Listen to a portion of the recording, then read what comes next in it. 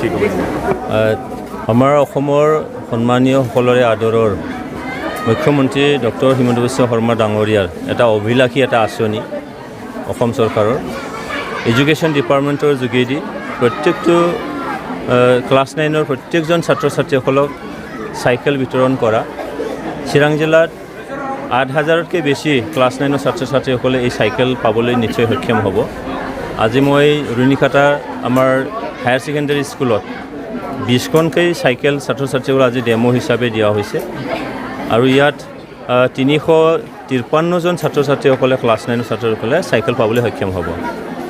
তো অসম চৰকাৰৰ সেইটো এটা আঁচনি আৰু চৰকাৰৰ সেইটো এটা মানে এটা সপোন যে ছাত্ৰ ছাত্ৰীসকলে যাতায়াতৰ তেওঁলোকৰ ব্যৱস্থাৰ যিটো নেকি কিছুমান ছাত্ৰ ছাত্ৰীসকল আছে দূৰৰ পৰা আহিব লাগে আৰু তেওঁলোকক মা দেউতাকে দৈনন্দিন তেনেকৈ মানে গাড়ী ভাড়া দিব নোৱাৰে, যাৰ কাৰণে কিছুমান ছাত্ৰ ছাত্ৰীসকলে স্কুলত অহাৰ তেওঁলোকৰ অলপ বাধা পৰিছিলে। সেই বাধাৰ পৰা তেওঁলোকে যাতে জ্ঞান আহৰণ কৰাত কোনো কাৰণতে মানে বাধা হ'ব নোৱাৰে, আহা যাহাত মানে তেওঁলোকে বাধা হ'ব নোৱাৰে, তাৰ কাৰণে ছাত্ৰ ছাত্ৰী স্কুলৰ অহাৰ সুবিধা হোৱাকৈ ক্লাছ 9ৰ ছাত্ৰ ছাত্ৰীৰ বিশেষকৈ আজি চাইকেল বিতৰণ কৰা হৈছে। ইয়াৰ দ্বাৰা সেইটোকে ভাবা হৈছে যে ছাত্ৰ ছাত্ৰীসকলে জ্ঞান আহৰণ কৰাত স্কুলতেই যাতে সদায় আহিব পাৰে আৰু স্কুলত আহি কোৱালিটিৰ লগতে কোৱান্টিটিও যাতে বাঢ়ে। আৰু ইয়াৰ লগতে এটা কথা আছে যে কিছুমান ছাত্ৰ ছাত্ৰী আছে যে স্কুলত আহিবৰ কাৰণে কোনো বাহন বা তেনেকৈ গাড়ী ভাড়া দিব নোৱাৰা অৱস্থাৰ কাৰণে কিছুমানে মানে ড্ৰপ আউট হৈ যায়। সেই ড্ৰপ আউটটো যাতে নহয়গৈ, যাতে 100% ছাত্ৰ ছাত্ৰীসকলৰ স্কুলত মানে এটেণ্ডেঞ্চটো হয় আৰু ক্লাছ 9ৰ ছাত্ৰ ছাত্ৰী যিটো দিয়া হ'ল তেওঁলোকেই মানে ক্লাছ 10ত যাবগৈ, মেট্ৰিক পৰীক্ষা দিবগৈ।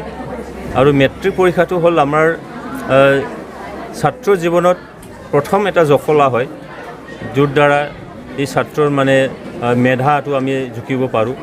অৱশ্যে আজি নিউ এডুকেশ্যন পলিচিত মেট্ৰিক পৰীক্ষাটো নাথাকিব, তথাপিতো যে হাইস্কুল লেভেলৰ বিশেষকৈ আমাৰ 9ৰ পৰা ষ্টাৰ্ট হয়, সেই ক্লাছ 9ৰ পৰা যাতে তেওঁলোকে ভৱিষ্যত তেওঁলোকৰ যিটো নেকি লক্ষ্য উদ্দেশ্য তাত যাতে যোৱাত ক্লাছ কৰাত যাতে বাধা নপৰে, তাৰ কাৰণে অসম চৰকাৰে এই অভিলাষী এখন আঁচনি লৈছে। মই আশা ৰাখিছোঁ ইয়াৰ দ্বাৰা ছাত্ৰ ছাত্ৰীসকলৰ নিশ্চয় লাভান্বিত হ'ব, গাৰ্জেনসকলৰ লাভান্বিত হ'ব। আৰু ইয়াৰ লগতে এটা মোৰ ৰিকুৱেষ্ট থাকিব যে ছাত্ৰ ছাত্ৰীসকলে এই চাইকেলটো যাতে সৎ ব্যৱহাৰ কৰে, চাইকেলটো পাইখিনি অইন জেগাত গৈ ক্লাছ কৰাত মানে যাতে তেওঁলোকে বিৰত নাথাকে, ক্লাছবিলাক যাতে ভালকৈ কৰে, ড্ৰপ আউটটো যাতে নহয়গৈ।